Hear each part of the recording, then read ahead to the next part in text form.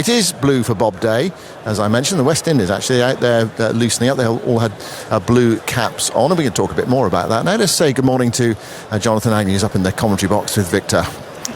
Indeed, thank you, Simon, very much indeed. It's amazing how cricket does come together, doesn't it, to support charities, breast cancer, of course, in the case of Jane McGrath. A very moving day that started it all off, really. The pink test match in Sydney, red for Ruth Strauss at Lords. We've had that already this summer, and now blue for Bob here at Edgbaston, raising awareness of and raising money to try and increase research and hopefully find a cure for prostate cancer. Our old friend Bob, of course, succumbed to that. Wonderful bowler, regarded as one of the best fast bowlers of all time, of course. Tall, ran in miles. He didn't play that much for Warwickshire. He picked and chose his matches, I think, back in those early days, Victor. But you'll have played with him as captain, of course. Yeah. Captain. I mean, I would have played at Edgbaston, where Bob would come on to bowl, and some wag in the fairly small crowd was like, "Bowler's name," because he didn't play. You know, when he was captain of England, quite rightly, he kind of measured how much cricket he would play at Warwickshire. But yeah, he was my first Test captain, and he had to kind of, I think, transform from being one of those guys who was at the back of the bus and at the hub of the sort of social life of the team to being the captain, which didn't come absolutely natural to him, because he was a great sort of team man, loved a bit of fun afterwards, despite his grumpy image sometimes when he was broadcasting. But all sorts of fun memories. Actually, I went with a guy who played with Bob at Warwickshire years ago to his favourite pub the other night, and there was a picture of Bob just in the middle of Birmingham here, Prince of Wales. Lovely old-fashioned pub, and we remembered going to drink there after a county match in which he was playing. He was a great character, and much loved. I love the sort of picture that conjured up of Bob doing the verdict, being grumpy, being very funny actually, and knowing how to do it really well. And you thought, well, the England dressing room must hate this, and then. Didn't they have a lovely night out with, that's right, with Broad and Anderson, who probably a bit wary. Who's this man who keeps sort of slagging us all off? Yes. And by the end of the evening, of course, they came to the conclusion that we'd already come to, that actually Bob was a great character, loved the game, loved talking fast bowling. Very kind man. I know when my wife got ill initially, and we talk about, and obviously it came out like chemotherapy and so on, and Bob was already having treatment. Yeah. And I remember going in the little room at Old Trafford in the pavilion, in the commentary box area there, and he took me in and sat me down and sort of talked through his experiences of it and the treatment ahead. And it was such a kind, and because he had his own problems, he didn't worry about mine. That's the sort of man that Bob Willis was. A bizarre run-up and bowling action, the sort of thing that we all copied. And it was a ridiculous thing to copy, and that was the other thing that struck me about. I toured with Bob in Australia when he was leading England under real pressure, and I would look, and he was well over 30 by then. I'd look at this figure. I know he was 6'6" tall or something like that, but he had pigeon chest, he had legs of a sparrow, and he'd be there totally exhausted, but somehow he didn't have the perfect body for a fast bowler. He had no muscles anywhere. It was a gangling run up and a action that was nowhere near what you saw in the MCC coaching manual, and yet despite all that he became England's leading wicket taker. It was such a unique action, arm pumping and running a straight down.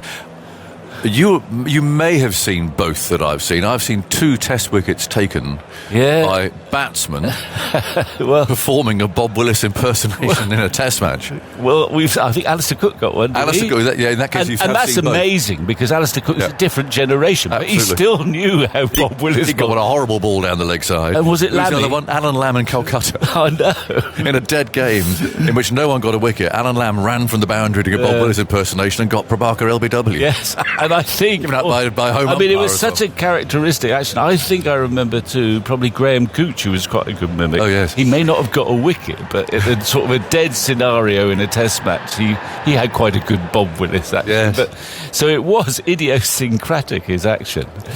Lots of stories when the Mike Brearley story, heading 81, of course, with the no balls, different sort of versions of whether he took him off to make him cross or changed his ends and all those sorts of things. Yeah, and I think, he'd had trouble with no balls. He thought that was going to be his last Test match. Right. Because England were on the brink of losing horribly. And I'm pretty sure Mike Brearley, told him, just don't worry about the no balls. And he did eventually give him the slope. Yes, and he ran in. It made a big difference to Bob.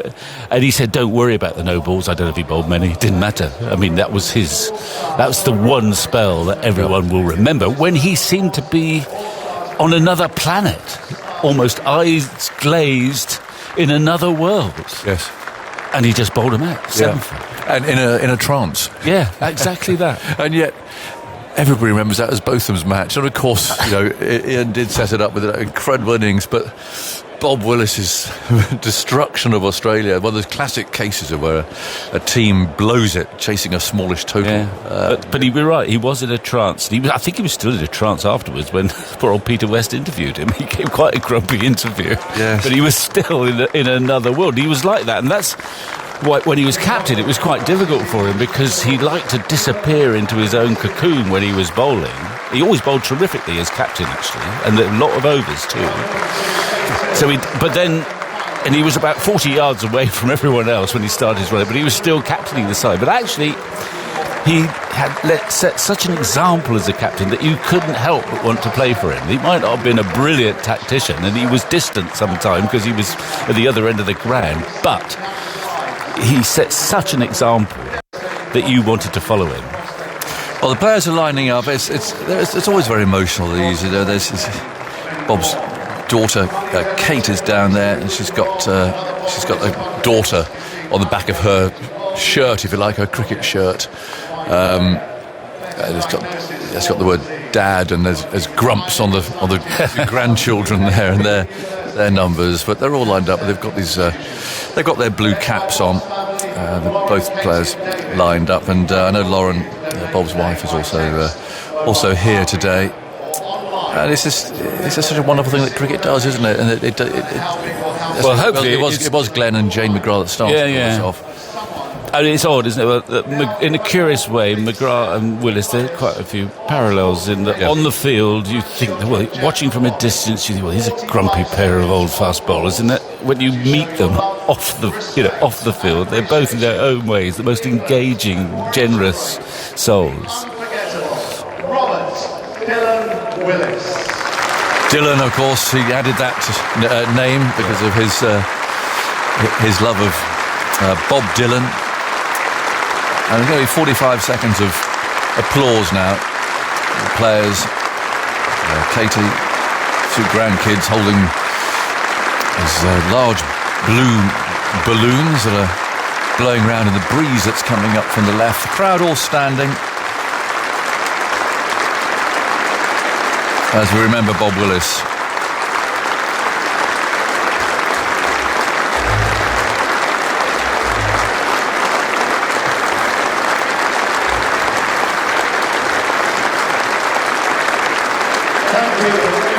He created this character, particularly on Sky Television. That's right. But they used to say, Bob's starting a chainsaw up, and he sort of chainsaw his way through the England team. But there was always, you had to look quite hard, but there was a sort of twinkle in his eye somewhere. Yes. And he used to, it was Charlie Colville used to be alongside him, he'd be winding him up as well. It was a great combination. Yeah. It was brilliant. Bob, yes, it was Chainsaw Bob. It was this character that he'd created. But I think even the players tuned in because it was quite funny as well, even though he was absolutely deadpan when he gave. You get angry about very strange things. And the odd thing was, I suppose, he was so much better at that than he was when he was actually doing straight commentary. That became his thing, didn't it? The verdict. Yes, it was the verdict. You tuned in for the verdict. Going. Particularly if England had a bad day. Yeah. Oh, dear Bob. There we go. At least in his memory, there's an awful lot of good being done in awareness of prostate cancer. You look at the numbers, 1 in 8 men. You can see them. It's going on the boards here. 1 in 8 men will get prostate cancer. And if you're a black man, that doubles to 1 in 4. They're really frightening statistics. So all that can be done is being done here at Edgbaston, and of course far and wide beyond here as well.